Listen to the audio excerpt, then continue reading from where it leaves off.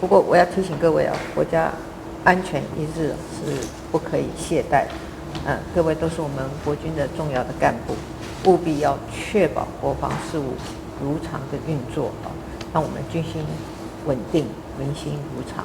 好，那我先讲一段那个昨天发生的不幸的坠机的事件哦，我们有几位优秀的同胞不幸殉职哦。我想在会议开始之前，我们是不是大家起立，共同为这位殉职的弟兄默哀1分钟？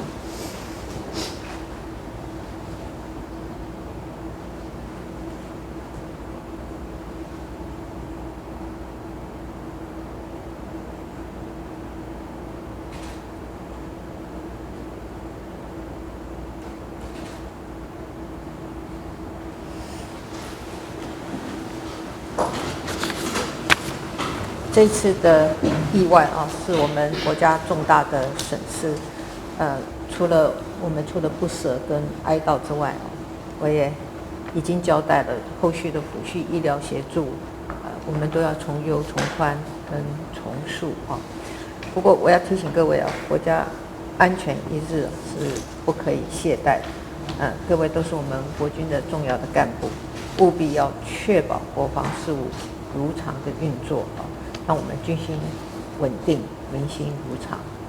那会议开始之前，我有3个任务要交代给大家。第一个，务必确保军心民心的稳定。沈总长非常受到我们军中同胞的爱戴，他在世的时候治军是非常的严明。我们纪念他最好的方式就是继续坚守岗位，共同守护国家安全。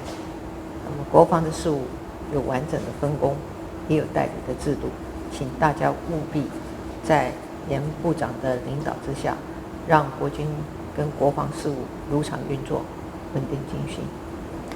第二个，务必确保台海周边的安全。这段时间也请大家要提高警觉，密切的注意台海周边的军事的动态，第一个时间快速反应部署，务必确保我们台海的周边的安全。第三，务必确保装备检整完善。我也要求各位回去之后呢，严格的要求各部队务必详细的检整装备，维持妥善率，不能有任何的松懈。